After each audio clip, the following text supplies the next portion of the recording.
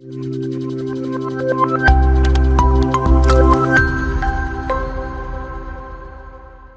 Everyone, എൻ്റെ പേര് അനൂപ മാത്യു. ഞാൻ ലേൺവൈസിലെ മാത്തമാറ്റിക്കൽ എക്കണോമിക്സ് ഫാക്കൽറ്റിയാണ്. BA ഓണേഴ്സ് എക്കണോമിക്സ് ഇഗ്നോയിൽ രജിസ്റ്റർ ചെയ്തിട്ടുള്ള എല്ലാ കുട്ടികളും നിങ്ങളുടെ സിലബസിലൂടെ കടന്നു പോകുമ്പോൾ മാത്തമാറ്റിക്കൽ മെത്തേഡ്സ് ഫോർ എക്കണോമിക്സ് എന്നൊരു പേപ്പർ കണ്ടിട്ടുണ്ടാവൂല്ലേ? നിങ്ങൾക്ക് ഫസ്റ്റ് സെമസ്റ്ററിലും സെക്കൻഡ് സെമസ്റ്ററിലും പഠിക്കാനുള്ള ഒരു പേപ്പറാണ് മാത്തമാറ്റിക്കൽ എക്കണോമിക്സ് എന്ന് പറയുന്നത്. അപ്പൊ നമ്മൾ ഇന്നത്തെ ക്ലാസ്സിന്റെ ഉദ്ദേശം എന്ന് പറയുന്നത്, നിങ്ങൾ എന്തിനാണ് ഈ ഒരു കോഴ്സ് പഠിക്കുന്നത്, പിന്നെ ഫസ്റ്റ് സെമസ്റ്ററിൽ നിങ്ങൾക്ക് എത്ര യൂണിറ്റ്സ് വരുന്നുണ്ട്, അതാണ് നമ്മൾ ഡിസ്കസ് ചെയ്യാൻ പോകുന്നത്. നമുക്ക് ആദ്യം തന്നെ എന്താ മാത്തമാറ്റിക്കൽ എക്കണോമിക്സ് എന്നും എന്തിനാണ് നിങ്ങൾ അത് പഠിക്കുന്നതെന്നും ആദ്യം പറഞ്ഞുതരാം. അപ്പൊ നിങ്ങൾക്ക് പഠിക്കുമ്പോൾ കുറച്ചും കൂടി ഇൻട്രസ്റ്റ് ഉണ്ടാവും അല്ലെ. വെറുതെ നമ്മൾ സബ്ജക്റ്റിന്റെ പേരും സിലബസ് നോക്കുമ്പോൾ നമുക്ക് അത്ര താല്പര്യം തോന്നത്തില്ല. പക്ഷെ എന്തിനാ നമ്മൾ ഇത് പഠിക്കുന്നതെന്ന് നമ്മൾ കേട്ട് കഴിയുമ്പോൾ നമുക്ക് കുറച്ചും കൂടി ഇൻട്രസ്റ്റ് വരാൻ സാധ്യതയുണ്ട്. അപ്പൊ നമുക്ക് എന്താണ് ഈ കോഴ്സ് എന്ന് നമുക്ക് ആദ്യം തന്നെ നോക്കാം. മാത്തമാറ്റിക്കൽ എക്കണോമിക്സ് എന്ന് പറയുമ്പോൾ നമ്മൾ എക്കണോമിക്സിനകത്ത് പഠിക്കുന്ന കുറെ തിയറീസ് ഒക്കെ ഉണ്ടല്ലേ. ആ തിയറീസിനെ നമ്മൾ ക്വാണ്ടിറ്റേറ്റീവ്ലി റെപ്രസെന്റ് ചെയ്യാണ്. എന്നിട്ട് നമ്മുടെ എക്കണോമിയിലുള്ള പ്രോബ്ലംസിനെ നമ്മൾ അനലൈസ് ചെയ്ത് നോക്കുക. അതാണ് മാത്തമാറ്റിക്കൽ എക്കണോമിക്സിനകത്ത്. അതായത് തിയറട്ടിക്കലി നമ്മൾ പറഞ്ഞു വെച്ച കാര്യങ്ങളെ ക്വാണ്ടിഫൈ ചെയ്യുകയാണ്.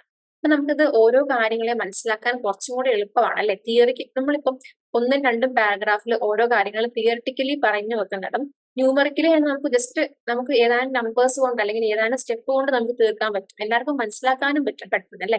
അപ്പൊ അതാണ് ഇവിടുത്തെ മെയിൻ ആയിട്ടൊരു ലക്ഷ്യം. ഇങ്ങനെ ന്യൂമറിക്കലി റെപ്രസെന്റ് ചെയ്യുന്നത് വഴി നമുക്ക് കുറെ ബെനിഫിറ്റ്സ് ഉണ്ട്. ഇപ്പൊ ഫോർ എക്സാമ്പിൾ നമ്മളിപ്പം എക്കണോമിക്സിനകത്തുള്ള രണ്ട് മെയിൻ ബ്രാഞ്ചാണ് മൈക്രോ ആൻഡ് മാക്രോ എന്ന് പറയുന്നത് അല്ലെ. ഇതിൽ മാക്രോ എക്കണോമിക്സിനകത്ത് നമ്മൾ നാഷണൽ ഇൻകം അക്കൗണ്ടിങ് പഠിക്കുന്നുണ്ട്. അതിന്റെ ഒരുപാട് കാര്യങ്ങൾ നമ്മൾ പഠിക്കുന്നുണ്ട്. അതായത് GDP, ഗ്രോസ് വാല്യൂ ആഡഡ്, അങ്ങനെ കുറെ GVA, GDP, അങ്ങനെ ഒത്തിരി കാര്യങ്ങൾ. ഇതൊക്കെ നമ്മൾ എന്താ GDP അല്ലെ എന്താ ഗ്രോസ് വാല്യൂ ആഡഡ്, എന്താണ് GNP എന്നൊക്കെ പഠിച്ചിട്ട് മാത്രം കാര്യമില്ലല്ലോ. നമുക്ക് അതിനെ ന്യൂമറിക്കലി കാൽക്കുലേറ്റ് ചെയ്യുമ്പോഴാണ് കഴിഞ്ഞ വർഷത്തെ GDP ഇത്രയായിരുന്നു, അല്ലെങ്കിൽ നമുക്ക് അപ്കമിങ് ഇയറിൽ എത്രത്തോളം ഗ്രോത്ത് GDPയിൽ എങ്ങനെ ഗ്രോത്ത് കൊണ്ടുവരാൻ പറ്റും, ഇതൊക്കെ നമ്മൾ മാത്തമാറ്റിക്സ് അവിടെ അപ്ലൈ ചെയ്യുന്നത് കൊണ്ടാണ് നമുക്ക് അവിടെ കറക്റ്റ് ആയിട്ട് ഓരോ കാര്യങ്ങൾ നമുക്ക് പ്രെഡിക്റ്റ് ചെയ്യാനും, അല്ലെങ്കിൽ ഇപ്പൊ ഈ വർഷത്തെ നമുക്ക് എത്രത്തോളം ഗ്രോത്തിലെത്തി, അടുത്ത വർഷം നമുക്ക് എത്രത്തോളം ഗ്രോത്ത് കൈവരിക്കാൻ പറ്റും എന്നൊക്കെ നമുക്ക് ചെയ്യാൻ പറ്റുന്നത്. അപ്പൊ അവിടെയൊക്കെ മാത്സിന്റെ ആപ്ലിക്കേഷൻ അത്ര ഇമ്പോർട്ടന്റ് ആണ്. അപ്പൊ നിങ്ങൾ ഓർക്കുന്നുണ്ടായിരിക്കും, ഈ മാത്തമാറ്റിക്കൽ എക്കണോമിക്സ് എന്ന് പറയുന്നത് എക്കണോമിക്സിന്റെ തന്നെ ഒരു ബ്രാഞ്ച് ആയിട്ടാണോ വരുന്നത്, ലൈക് മൈക്രോ മാക്രോ ഒക്കെ പോലെ തന്നെ ഒരു ബ്രാഞ്ച് ആണോ മാത്തമാറ്റിക്കൽ എക്കണോമിക്സ്? അല്ല. മാത്തമാറ്റിക്കൽ എക്കണോമിക്സ് എന്ന് പറയുന്നത് നമ്മൾ എക്കണോമിക്സിനകത്ത് ഒരുപാട് ബ്രാഞ്ച് ഉണ്ട്. ഏറ്റവും മെയിൻ ആയിട്ടുള്ള രണ്ട് ബ്രാഞ്ചാണ് മൈക്രോയും മാക്രോയും. പിന്നെ ഡെവലപ്മെന്റ് എക്കണോമിക്സ് ഉണ്ട്, ഇന്റർനാഷണൽ എക്കണോമിക്സ് ഉണ്ട്, പബ്ലിക് എക്കണോമിക്സ് ഉണ്ട്, എക്കണോമെട്രിക്സ് ഉണ്ട്, agricultural economics, labour economics, health economics, അങ്ങനെ കുറെ ബ്രാഞ്ചസ് വരുന്നുണ്ട്. ഈ ബ്രാഞ്ചുകളിനകത്ത് നമുക്ക് മാത്സ് അപ്ലൈ ചെയ്യാൻ പറ്റുന്ന ഏരിയാസ്, അല്ലെങ്കിൽ മാത്സ് അപ്ലൈ ചെയ്ത് നമുക്ക് ക്വാണ്ടിറ്റേറ്റീവ്ലി സ്റ്റേറ്റ് ചെയ്യാൻ പറ്റുന്ന കാര്യങ്ങളിലേക്ക് മാത്സ് അപ്ലൈ ചെയ്യുക എന്നതാണ് മാത്തമാറ്റിക്കൽ എക്കണോമിക്സ്. അല്ലാതെ അതിനാൽ തന്നെ അതൊരു സെപ്പറേറ്റ് ബ്രാഞ്ച് അല്ല. നമുക്ക് ചിലപ്പോൾ മൈക്രോക്കകത്ത് ഈ പ്രൈസ് തിയറി, അല്ലെങ്കിൽ നമുക്ക് കൺസ്യൂമർ ബിഹേവിയർ, പ്രൊഡ്യൂസർ സർപ്ലസിനകത്തൊക്കെ നമുക്ക് മാത്സ് അപ്ലൈ ചെയ്ത് മാത്തമാറ്റിക്കൽ എക്കണോമിക്സിന്റെ സഹായത്തോടുകൂടി നമുക്ക് കൺസ്യൂമർ സർപ്ലസും പ്രൊഡ്യൂസർ സർപ്ലസും ഒക്കെ കണ്ടുപിടിക്കാൻ പറ്റും. മനസ്സിലായില്ലേ? അഗ്രികൾച്ചറൽ എക്കണോമിക്സിനകത്ത് ഇതിന്റെ ആപ്ലിക്കേഷൻ വരുന്നുണ്ട്.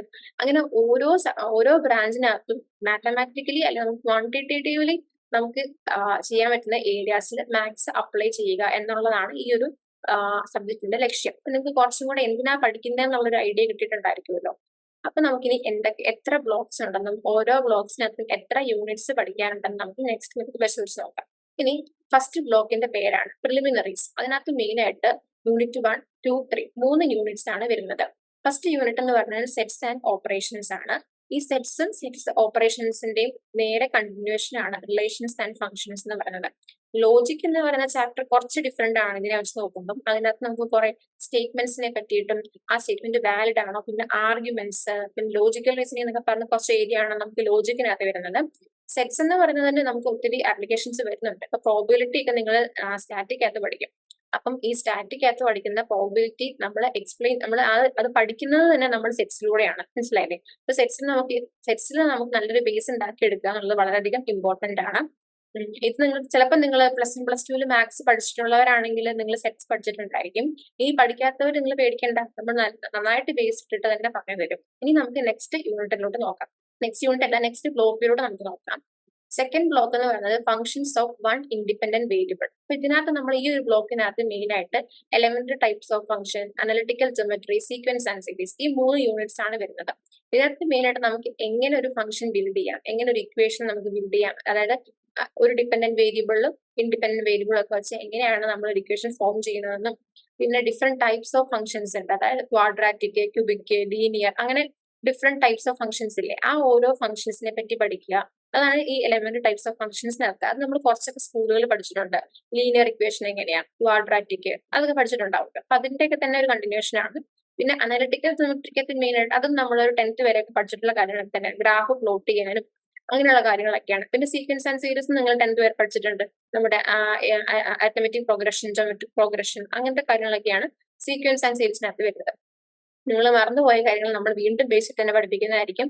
നിങ്ങൾ സ്കൂളിൽ പഠിച്ച അയ്യോ മറന്നുപോയി, സ്കൂളിൽ മാത്സ് പാടായിരുന്നു, പിന്നെ ഈ മാത്സ് പഠിക്കണമല്ലോ, അങ്ങനെയൊന്നും ചിന്തിക്കേണ്ട കേട്ടോ. നമുക്കിത് വളരെ ഇൻട്രസ്റ്റിംഗ് ആണ്. കാരണം മാത്തമാറ്റിക്കൽ എക്കണോമിക്സ് അല്ല, ഈ ഒരു പേപ്പറാണ് നമുക്ക് ഏറ്റവും കൂടുതൽ മാർക്ക് സ്കോർ ചെയ്യാൻ പറ്റിയ ഒരു പേപ്പർ. കാരണം നമുക്ക് കറക്റ്റ് ഒരു ആൻസർ കിട്ടുകയാണെന്നുണ്ടെങ്കിൽ നമുക്ക് അവിടെ മാർക്ക് വീഴും.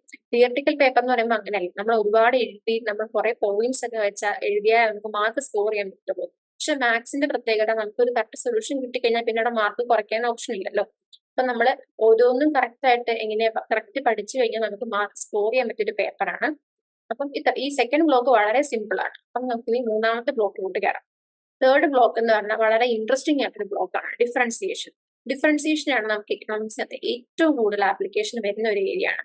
അപ്പം ഇതിനകത്ത് മെയിൻ ആയിട്ട് യൂണിറ്റ്സ് 4 യൂണിറ്റ്സ് ആണ് വരുന്നത്. Limits, continuity, first order derivative, higher order derivative.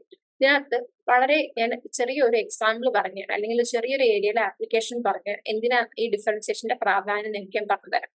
For example, ഇപ്പൊ നമുക്ക് ഒരു കമ്പനിയുടെ ടോട്ടൽ റവന്യൂ അറിയാം എന്ന് വിചാരിക്കുക. നമുക്ക് മാർജിനൽ റവന്യൂ കണ്ടുപിടിക്കണം. ഈ മാർജിനൽ റവന്യൂ കണ്ടുപിടിക്കണം എന്നുണ്ടെങ്കിൽ നമ്മൾ എന്താ ചെയ്യേണ്ടത്? ഈ ടോട്ടൽ റവന്യൂ തന്നിരിക്കുന്ന ആ ഒരു ഫംഗ്ഷനെ ഡിഫറൻഷിയേറ്റ് ചെയ്ത് കഴിഞ്ഞാൽ നമുക്ക് മാർജിനൽ റവന്യൂ കിട്ടും. മനസ്സിലായില്ലേ? അപ്പൊ ടോട്ടൽ റവന്യൂവിൽ നിന്നും മാർജിനൽ റവന്യൂവിനെ കണ്ടുപിടിക്കണമെങ്കിൽ നമ്മൾ ആര് സഹായിക്കും? ഡിഫറൻസിയേഷൻ സഹായിക്കും. ഇപ്പൊ നിങ്ങൾക്ക് അതിന്റെ ഒരു പ്രാധാന്യം എക്കണോമിക്സിൽ കുറച്ച് മനസ്സിലായി എന്ന് ഞാൻ വിചാരിക്കുന്നു. അതുമായിട്ട് ബന്ധപ്പെട്ടാണ് ഈ നമ്മൾ 4 യൂണിറ്റ്സും പഠിക്കുന്നത്. നമുക്ക് ഡീറ്റെയിൽ ആയിട്ട് എങ്ങനെയാണ് ഒരു വേരിയബിളിനെ ഡിഫറൻഷിയേറ്റ് ചെയ്യുന്നത് എന്നൊക്കെ നമുക്ക് ഡീറ്റെയിൽ ആയിട്ട് പഠിക്കാം. ഈ ഡിഫറൻസിയേഷന്റെ കണ്ടിന്യൂഷൻ ആയിട്ട് നമുക്ക് വേറൊരു ബ്ലോക്ക് വരുന്നുണ്ട്, ഇന്റഗ്രേഷൻ. ഈ ഡിഫറൻസിയേഷനും ഇന്റഗ്രേഷനും ആണ് എക്കണോമിക്സിനകത്ത് ഏറ്റവും ഇമ്പോർട്ടന്റ് ആയിട്ടുള്ള 2 ബ്ലോക്കുകൾ കേട്ടോ. ഇനി നമുക്ക് 4ാമത്തെ ബ്ലോക്ക് നോക്കാം. 4ാമത്തെ ബ്ലോക്ക് എന്ന് പറഞ്ഞാൽ സിംഗിൾ വേരിയബിൾ ഒപ്റ്റിമൈസേഷൻ ആണ്. ഇതിൽ 2 യൂണിറ്റ്സേ ഉള്ളൂ. ഇതിനകത്ത് മെയിൻ ആയിട്ട് നമുക്ക് എങ്ങനെ ഒരു പ്രോഫിറ്റ് എന്ന് വിചാരിക്കാം, പ്രോഫിറ്റ് എങ്ങനെ നമുക്ക് മാക്സിമൈസ് ചെയ്യാം, അല്ലെങ്കിൽ റവന്യൂ എങ്ങനെ മാക്സിമൈസ് ചെയ്യാം, അങ്ങനത്തെ കുറച്ച് ഒപ്റ്റിമൈസേഷൻ കേസസ് ആണ് നമുക്ക് ഈ 2 യൂണിറ്റിൽ പഠിക്കാനുള്ളത്. ഇനി നമുക്ക് ബ്ലോക്ക് 5ലോട്ട് പോകാം. ഞാൻ നേരത്തെ തന്നെ പറഞ്ഞതല്ലോ, ഇന്റഗ്രേഷൻ നമുക്ക് വളരെയധികം ഇമ്പോർട്ടന്റ് ആയിട്ടുള്ള ഒരു ഏരിയ ആണ്. ഇതിനകത്ത് വെച്ചാൽ നമ്മൾ നേരത്തെ ഡിഫറൻസിയേഷൻ നമ്മൾ എന്താ ചെയ്തേ? ടോട്ടൽ റവന്യൂനകത്ത് നിന്നും മാർജിനൽ റവന്യൂ കണ്ടുപിടിച്ചു. ഇവിടെ ഇത് നിങ്ങൾക്ക് ഇതിന്റെ പ്രാധാന്യം മനസ്സിലാക്കാൻ ഞാൻ വേറെ എക്സാമ്പിൾ പറയാം. നമുക്ക് മാർജിനൽ റവന്യൂ അറിയാം എന്ന് വിചാരിക്കാം. മാർജിനൽ റവന്യൂ ടോട്ടൽ റവന്യൂയിലേക്ക് നമുക്ക് എത്തണമെങ്കിൽ നമ്മൾ ഉപയോഗിക്കുന്ന ടൂളാണ് ഇന്റഗ്രേഷൻ. അപ്പൊ നിങ്ങൾക്ക് അതിന്റെ ഇമ്പോർട്ടൻസ് മനസ്സിലായി എന്ന് വിചാരിക്കുന്നു. പിന്നെ ഡീറ്റെയിൽ ആയിട്ട് നമുക്ക് ഇത് എങ്ങനെ കണ്ടുപിടിക്കാം എന്നുള്ളതൊക്കെ നമുക്ക് ഡീറ്റെയിൽ ആയിട്ട് ക്ലാസ് എടുത്ത് അതന്നെ പഠിക്കാം. ദെൻ നെക്സ്റ്റ് നമ്മുടെ ലാസ്റ്റ് ആൻഡ് ഫൈനൽ ബ്ലോക്ക് ആണ് ഡിഫറൻസ് ഇക്വേഷൻസ് എന്ന് പറഞ്ഞിട്ട്. ഇത് വളരെ ഇൻട്രസ്റ്റിംഗ് ആയിട്ടുള്ള ഒരു ബ്ലോക്ക് ആണ്. ഇപ്പൊ നമ്മൾ നേരത്തെ ഇക്വേഷൻസ് എങ്ങനെ ഉണ്ടാക്കാം, അല്ലെങ്കിൽ എങ്ങനെ ഫംഗ്ഷൻസ് ഡിഫൈൻ ചെയ്യാം എന്നൊക്കെ നമ്മൾ മറ്റുള്ള ബ്ലോക്കുകളിൽ പറഞ്ഞാണല്ലോ. എങ്ങനെ ഒരു ഡിപെൻഡന്റ് വേരിയബിള് ഇൻഡിപെൻഡന്റ് വേരിയബിൾ തമ്മിലുള്ള ഇക്വേഷൻ നമുക്ക് നോക്കി, ഡിപെൻഡന്റ് വേരിയബിളിന്റെ വാല്യൂ എങ്ങനെ ഇൻഡിപെൻഡന്റ് വേരിയബിളിൽ നിന്ന് കണ്ടുപിടിക്കാൻ പറ്റും എന്നൊക്കെ നമ്മൾ മുന്നേയുള്ള ബ്ലോക്കുകളിൽ നമുക്ക് പഠിക്കാനുണ്ട്. അപ്പം ഇതിനകത്തെന്ന് വെച്ച് കഴിഞ്ഞാൽ ഡിഫറൻസ് ഇക്വേഷനകത്ത് സെയിം തന്നെയാണ്. ഡിപെൻഡന്റ് വേരിയബിളും വരുന്നുണ്ട്, ഇൻഡിപെൻഡന്റ് വേരിയബിളും വരുന്നുണ്ട്.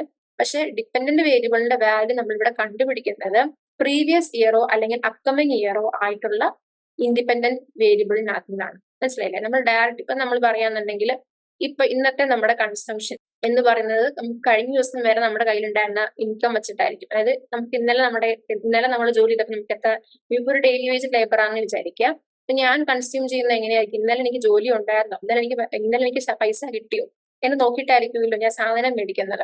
അപ്പം അങ്ങനെ അല്ലെങ്കിൽ നമുക്ക് നാളെ എത്ര കിട്ടാൻ സാധ്യതയുണ്ട്, അപ്പം ഇന്നലത്തെയും നാളത്തെ കൺസിഡർ ചെയ്തിട്ട് പ്രീവിയസ് ഇയറും അപ്കമിങ് ഇയറിന്റെ കൺസിഡർ ചെയ്തിട്ട് നമ്മൾ കാൽക്കുലേറ്റ് ചെയ്ത് വാല്യൂ കണ്ടുപിടിക്കുന്നതാണ് ഡിഫറൻസ് ഇക്വേഷൻസിനകത്ത്.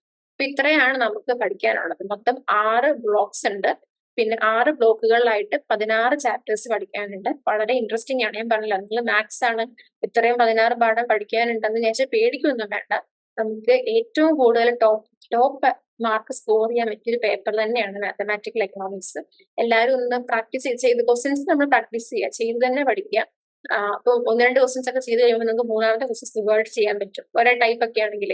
അപ്പൊ നിങ്ങൾക്ക് സുഖമായിട്ട് മാർക്ക് സ്കോർ ചെയ്യാൻ പറ്റിയൊരു ഏരിയ ആണ്. അപ്പൊ നമുക്ക് ഓരോ യൂണിറ്റ്സിന്റെ ക്ലാസ്സുകളിലൂടെ നമുക്ക് ഓരോ കാര്യങ്ങൾ ഡീറ്റെയിൽ ആയിട്ട് പഠിക്കാം. അപ്പം ശരി.